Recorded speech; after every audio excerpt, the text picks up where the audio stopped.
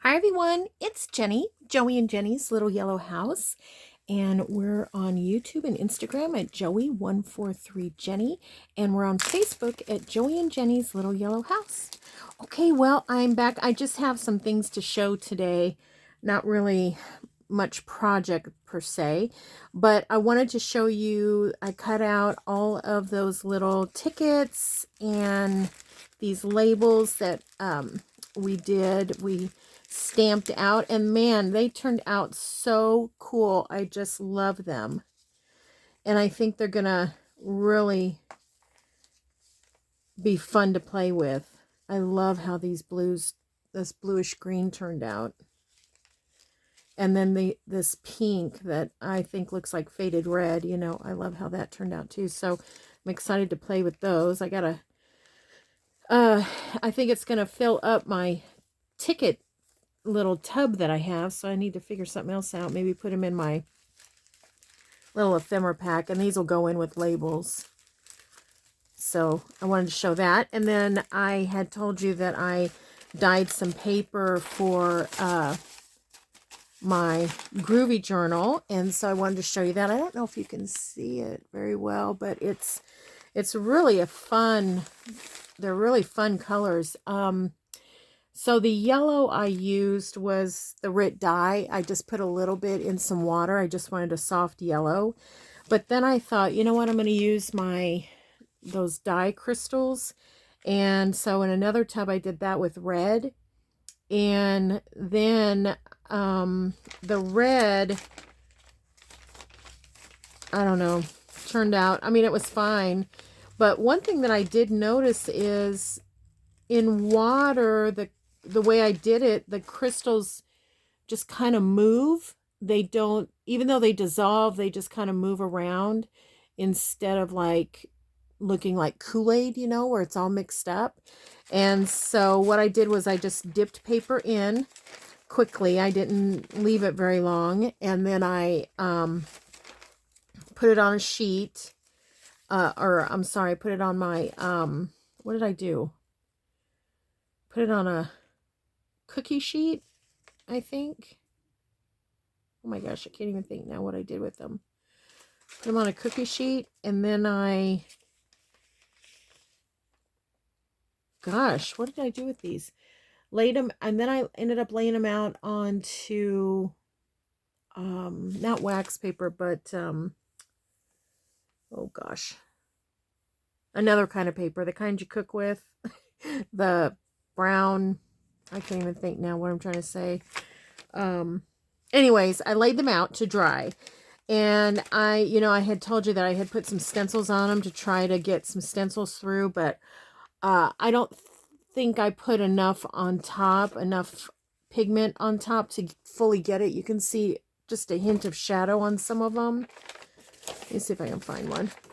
So what I did was I laid them out, and here's one, and then I put the stencil over it, and then I took a paintbrush, dipped it into the solution, and just kind of painted over, kind of like I do when I do coffee, when I use it for coffee dyeing. But it didn't turn out as well. Of course, like I told you, I kept messing with it. But I do like the way these pages turn out. Now, I fiddled with it so much that I tore nearly every page. So this one's not too bad. This one's not too bad. A couple of them are okay, and those I may put in my journal, my Groovy Journal, but I also used some to back. See, like that? That's me. That's all me. Same there. I mean, the paper's fragile when it's wet, and I just kept messing with it. I couldn't help it. Oh my gosh. Oh my goodness. So here, this turned out nice. Wouldn't that have been a nice page if I hadn't messed with it so much? But I love the colors. They're so pretty. This one turned out okay. I don't know if you can see that. That'll be pretty in there. Okay, and then, so these are, I guess that one's okay. These are a little bit on the dead side, but again, we can make those pockets like we did yesterday, or we can I use them for collage, or we'll definitely use them for journal cards and things like that. Set that over here. And then these, I'll set those in my other pile here for the journal. And then I also, I coffee dyed a lot yesterday, but then these I did with doilies and placemats. I like how they turned out. This one I accidentally dripped on, but I think it's okay. And I don't know how that one got some green to it. That's interesting. Oh, I bet I know. The drop paper that I use, I use over and over, and it probably had a little bit of something on it. That turned out good. I like that one. So, okay, so basically what I do to make to get these, I leave these alone because I've done them before, so I wasn't as eager, like I normally, like I was with the Groovy colors. But what I do is I dip the paper in the coffee dye mixture, which is just water and about a lid full. My lid is about like this big.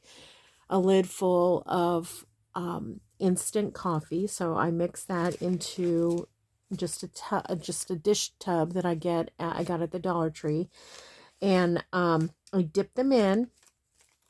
And then what I do is I've put mine outside this time, and I just put them in a pile like this, put them on the coffee or on the cookie sheet, and I tilt the cookie sheet like, kind of like at an angle so that water can start dripping down and get out. And then once it's still wet but dry, it's a little bit drier. If you were to, the best way I can tell you, like if you were to touch it and pull away, you would not have wet on your hands like you would when you first dip it. So it's still wet, but it's dry enough. And then what I do is I lay them out single layers. And I put the doily or whatever I'm going to use over it. And then I take my mixture and I concentrate it a little bit more. So I put a little bit, I take just a little glass cup. I use like a mixing cup that like a Pyrex.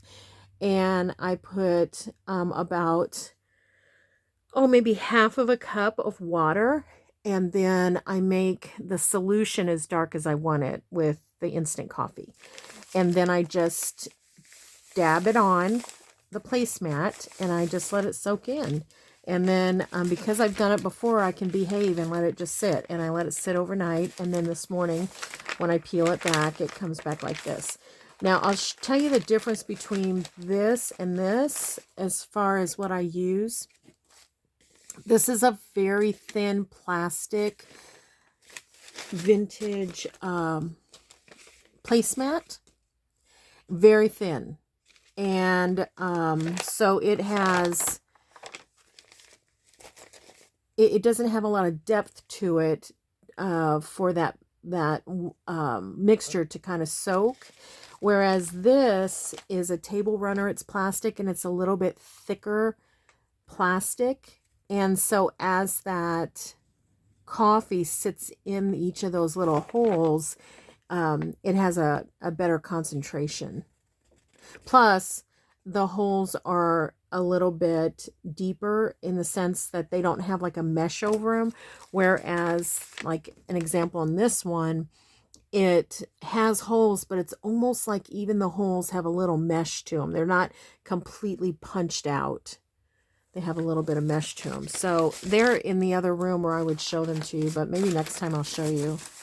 So they turned out really good. I'm happy with these. Those will go in my pile to use in my journals.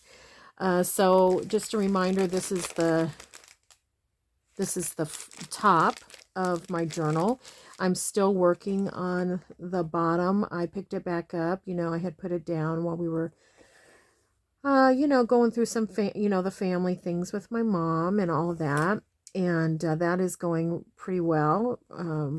I think we're getting close to finishing things up, which will be nice to finish up some of the business aspects. So anyways, I've just been going around this with different colors, and this is the Kathy Holden Vintage Soul, and I've just been embroidering around just to give a little texture, and that'll be the inside.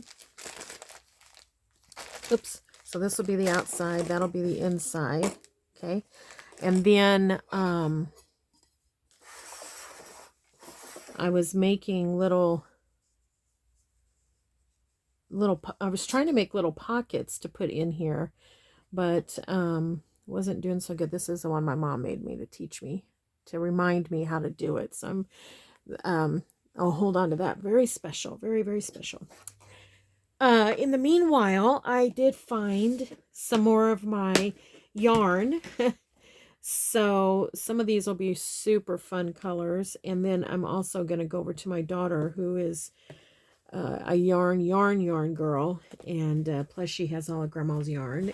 My mom had so much yarn, so I'm going to go over there. Ooh, that's pretty. I'm going to go over there and see what she has as well. And so I want to make maybe some triangles, or maybe make some rectangles, or even circles, and put in the journal. Okay, so I'm doing that. And then I went through my patterns and pulled out any that I thought were groovy. I'm going to fussy cut these. These two were dolls. And so, yeah, I think those will be fun. That would have been a perfect fabric for this one here. Wouldn't that have been perfect? Okay, so I have those, and these, you know, I was going to put as pockets on some. Then these I'm going to put in. This was what we made the other day, and I put some vintage fabric behind there. Okay, and so then this is the Feeling Groovy kit from Ginger Journals on Etsy, and I printed it out, and I need to fussy cut. I have fussy cut some of it, and I might have shown this to you before. I have fussy cut some of it, but I still have these to do. And these, I thought what I would do is try to do them on the cutter to make them a little bit sharper. Not these, but these straight ones. Okay, so then what I thought I would do, oh boy, is print my funky groovy on the back of these. So I did that, which I like it, but I don't know why my printer is not printing the full thing. So now I'm going to have to trim that. Another thing is I got these little weird ink spots here on some of them. So I'm going to need to see how that didn't turn out very good at all. I'm going to either, you know, put a pocket or a digital or something, or I'm just going to fold it in like that and make a little tuck. So it's not wasted, but you know, I'm sad that happened. So yeah, so I took some of those and I just put it in my copier and then ran these digitals back through to put it on the back. And I think it gave kind of a neat look to the backs of them. And even though I will still put some of my groovy paper in, I won't have to use it all, you know, in this journal. So that'll be fun. Love the way it sounds. So I have that. What else? Gosh, I think that's about it. So I'm getting ready. I am waiting another week or so because I'm anticipating another Groovy Journal kit to come out, and I'm dying to use it. So I'm going to incorporate it with this one as well. But if you go over and get Ginger Journal Feeling Groovy, tell her I sent you. And you know how we love to build relationships, and you can do your Groovy Journal with me because I won't be actually putting it together for another week or so. So we have plenty of time to do it together. So I hope that you'll do that. Get you some funky fabric, or just get some plain fabric, embroider on it, or You know, you could draw on it, paint on it. Another thing you could do is just get an old pair of denim and embroider on it. Do you remember doing that? We used to do that all the time. We'd embroider flowers on the pockets and things like that. So it brings back fun memories. So yeah, so anyways, that's what I'm up to. I'm getting things situated. I'm going to fussy cut these guys. And I'm going to try to get this done with embroidering around each of them. I only have the halvesies here. This one, that one. Oh, I guess I have more than I thought. I better get on it. I guess I've only done these here. I better get on it. So I'm excited to get it done. It feels really good. Adds a little neat little texture to it. And so this fabric, I believe you can still get it at some of your quilt stores, but I think you can also still get it by the yard on Etsy. And really, if you can find just the, what am I trying to say? Not a charm pack, the 18-inch one. I can't think of what it's called. My mind has escaped today. I've been crafting too long. I can't think.